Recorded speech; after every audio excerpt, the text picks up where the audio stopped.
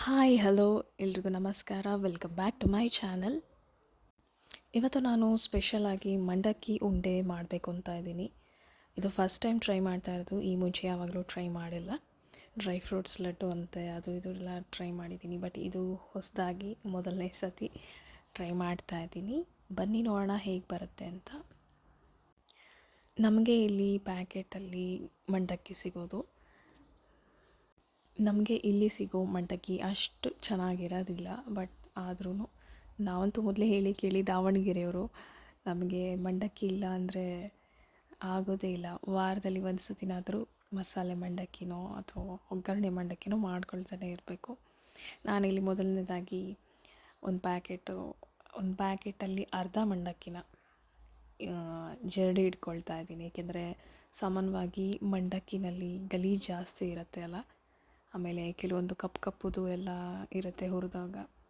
ಹಾಗಾಗಿ ಅದೆಲ್ಲ ಆರಿಸ್ಕೊಂಬಿಟ್ಟು ಚೆನ್ನಾಗಿ ಜರಡಿ ಇಟ್ಕೊಂಡು ಒಂಚೂರು ಹೌದೋ ಅಲ್ಲ ನನಗೆ ಬಿಸಿ ಮಾಡಿಕೊಂಡೆ. ಅದ್ರ ಜೊತೆಯಲ್ಲಿ ಮಖಾನ ಕೂಡ ಬಿಸಿ ಮಾಡ್ಕೊಳ್ತಾ ಇದ್ದೀನಿ.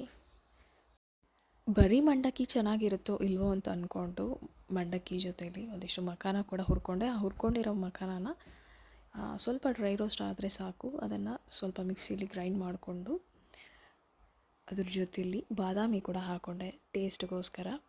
ನೋಡಿ, ಫೈನಲಿ ಈ ಥರ ರೆಡಿ ಆಗಿದೆ.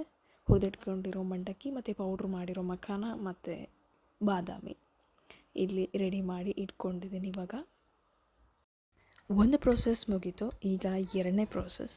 ಇಲ್ಲಿ ಏನಪ್ಪ ಅಂದರೆ, ಒಂದು ಬಾಣಲಿಯಲ್ಲಿ ಒಂದು 6ರಿಂದ 7 ಬೆಲ್ಲ ತುಂಡನ್ನು ತೊಗೊಂಡು ಒಂದು ಸ್ವಲ್ಪ ನೀರು ಹಾಕ್ಕೊಂಡು ಬೆಲ್ಲದ ಪಾಕ ಮಾಡ್ಕೊಳ್ತಾ ಇದ್ದೀನಿ ಉಂಡೆಗೆ ಕಲಿಸ್ಕೊಳ್ಳೋದಕ್ಕೋಸ್ಕರ. ಪಾಕ ಅಂಟು ನಿಮಗೆ ಹೆಂಗಾದರೂ ನೋಡ್ಬೋದು. ಕೆಲವರು ನೀರಲ್ಲಿ ಹಾಕ್ಕೊಂಡು ನೋಡ್ತಾರೆ, ನಾನು ಹಾಕ್ಕೊಂಡು ನೋಡಿದೆ, ಹಾಗೆ ಇನ್ನೂ ಬಂದಿರಲಿಲ್ಲ ಪಾಕ. ಕೆಲವರು ಕೈಯಲ್ಲೇ ನೋಡ್ತಾರೆ ಅಂಟು ಹೇಗೆ ಬರುತ್ತೆ ಅಂತ. ಸೊ ನಿಮಗೆ ಸಾಮಾನ್ಯವಾಗಿ ಗೊತ್ತಿರುತ್ತೆ ಉಂಡೆಗಳನ್ನ ಮಾಡುವಾಗ ಅಥವಾ ಬೇರೆ ಏನಾದ್ರು ಮಾಮೂಲಿ ಅಡುಗೆಗಳು ಮಾಡುವಾಗ ಪಾಕ ಹೆಂಗೆ ನೋಡೋದು ಅನ್ನೋದು ನಿಮ್ಗೆ ಸಾಮಾನ್ಯವಾಗೆಲ್ಲ ಗೊತ್ತಿರುತ್ತೆ. ನಾನಿಲ್ಲಿ ಒಂದಿಷ್ಟು ಪಾಕನ ತಗೊಂಡು ನೀರಲ್ಲಿ ಹಾಕ್ತಾಯಿದ್ದೀನಿ. ಹಾಕಿದಾಗ ಅದು ನೀರಲ್ಲಿ ಒಂದು ಸ್ವಲ್ಪ ಉಂಡೆ ಥರ ಆಗಿಬಿಟ್ಟು ಒಂದು ಸೌಂಡ್ ಬರಬೇಕು, ಥರ ಉಂಡೆ ಕಟ್ಟೋ ಥರ ಹಾಕಿಬಿಟ್ಟು ಆ ಉಂಡೆ ನೀರಲ್ಲಿ ಹಿಂಗೆ ಬಡಿತಾ ಇದ್ದರೆ ಸೌಂಡ್ ಬರಬೇಕು. ಬಟ್ ಇಲ್ಲಿ ಪಾಕ ಆಗಿಲ್ಲ ಅಂತ ಚೆನ್ನಾಗಿ ಗೊತ್ತಾಗ್ತಾ ಇದೆ. ಸೊ ಇನ್ನು ಸ್ವಲ್ಪ ಹೊತ್ತು ಕಾಯಬೇಕು ಬೆಲ್ಲ.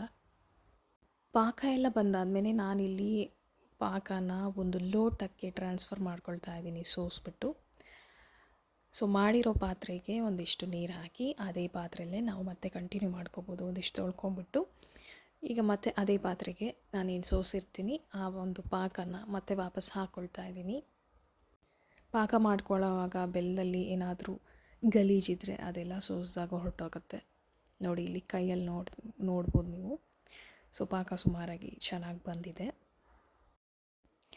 ಬೆಲ್ಲ ಒಂದು ಸ್ವಲ್ಪ ಹೀಟ್ ಆದಂಗೆ ನೀವೇನು ಹುರಿದಿಟ್ಕೊಂಡಿರ್ತೀರ ಮಂಡಕ್ಕಿನ ಅದ್ರ ಜೊತೆಯಲ್ಲಿ ಪೌಡ್ರ್ ಏನು ಮಾಡಿದ್ದೆ ಅದು ಎಲ್ಲದನ್ನು ಹಾಕ್ಕೊಂಬಿಟ್ಟು ನೀವು ಟೈಮ್ ವೇಸ್ಟ್ ಮಾಡ್ದಂಗೆ ಚೆನ್ನಾಗಿ ತಿರುಗಿಸ್ತಾ ಇರಬೇಕು. ತಿರುಗಿಸ್ತಾ ಆ ಪಾಕಕ್ಕೆ ಮಂಡಕ್ಕಿ ಏನಿದೆ ಎಲ್ಲದು ಚೆನ್ನಾಗಿ ಅಂಟ್ಕೋಬೇಕು. ಮಂಡಕ್ಕಿ ಅಥವಾ ಪಫ್ಡ್ ರೈಸ್ ಅಂತ ಏನು ಹೇಳ್ತೀವಿ, ಇದು ಒಂದು ಪವರ್ ಹೌಸ್ ಅಂತಲೇ ಹೇಳ್ಬೋದು. ಎಸೆನ್ಷಿಯಲ್ ನ್ಯೂಟ್ರಿಯೆಂಟ್ಸ್ ಎಲ್ಲ ಇದೆ ಇದರೊಳಗಡೆ. ಕ್ಯಾಲೋರೀಸ್ ಕಮ್ಮಿ ಇರುತ್ತೆ, ಫೈಬರ್ ಜಾಸ್ತಿ ಇರುತ್ತೆ, ಡೈಜೆಷನ್ ಈಸಿ ಆಗುತ್ತೆ, ಜೊತೆಲಿ ವೇಟ್ ಮ್ಯಾನೇಜ್ಮೆಂಟಿಗೆ ಕೂಡ ಒಳ್ಳೆಯದು. ಹಸಿವು ಅಂತಂದಾಗ ಬೇರೆ ಏನೋ ಕುರುಕುಲು ತಿಂಡಿಗಳನ್ನ ತಿನ್ನೋದ್ರ ಬದಲು ನಮ್ಮ ಒಂದು ಡಯಟಲ್ಲಿ ಒಂದು ಒಳ್ಳೆ ಫೈಬರ್ ಕಂಟೆಂಟನ್ನಾಗಿ ನಾವು ಈ ಸ್ನ್ಯಾಕ್ನ ಬಳಸ್ಕೋಬೋದು. ನಾನಿಲ್ಲಿ ಎಲ್ಲ ಪಾಕದ ಜೊತೆ ಮಂಡಕ್ಕಿ ಮತ್ತು ಆ ಪೌಡ್ರ್ ಏನಿತ್ತು ಎಲ್ಲದನ್ನು ಚೆನ್ನಾಗಿ ಕಲಿಸ್ಕೊಂಡೆ. ಪೌಡ್ರ್ ಏನಕ್ಕೆ ಹಾಕಿದೆ ಅಂದರೆ ಒಂದು ಒಳ್ಳೆ ಟೇಸ್ಟ್ ಕೊಡುತ್ತೆ. ನೀವು ಮಾಡಿ ನೋಡಿ, ನಿಮಗೆ ಗೊತ್ತಾಗುತ್ತೆ. ಬರೀ ಮಂಡಕ್ಕಿ ಇರೋ ಬದಲು ಒಂದು ಸ್ವಲ್ಪ ಬಾದಾಮಿ ಮತ್ತು ಮಖಾನ ಹಾಕಿದ್ದೀವಿ ಅಂತಲೇ ಅನಿಸಲ್ಲ, ಬಾದಾಮಿ ಹಾಕಿದ್ದೀವಿ ಅಂತಲೇ ಅನಿಸಲ್ಲ. ಒಂದು ಒಳ್ಳೆ ಟೇಸ್ಟ್ ಕೊಡುತ್ತೆ. ಅದ್ರ ಜೊತೆಲಿ ಏಲಕ್ಕಿ ಪೌಡ್ರು ಕೂಡ ಹಾಕಿ ಮಿಕ್ಸ್ ಮಾಡ್ದಂಗೆ ಒಂದು ಒಳ್ಳೆ ಘಮ ಬರುತ್ತೆ. ಒಂದು ಉಂಡೆ ಮಾಡಿ ಇನ್ನೊಂದು ಉಂಡೆ ಮಾಡುವಾಗ ಕೆಲವೊಂದು ಸತಿ ಮಂಡಕ್ಕಿ ಉದುರೋಗ್ತಾ ಇರುತ್ತೆ. ಆವಾಗ ನೀವು ಕೈಯನ್ನು ಒಂದು ಬಟ್ಲಲ್ಲಿ ನೀರು ಹತ್ಕೊಂಡು ಉಂಡೆಗಳನ್ನ ಮಾಡ್ತಾ ಹೋದರೆ ಈಸಿಯಾಗಿ ಉಂಡೆ ಬರುತ್ತೆ. ಟ್ರೈ ಮಾಡ್ತಿರಲ್ಲ?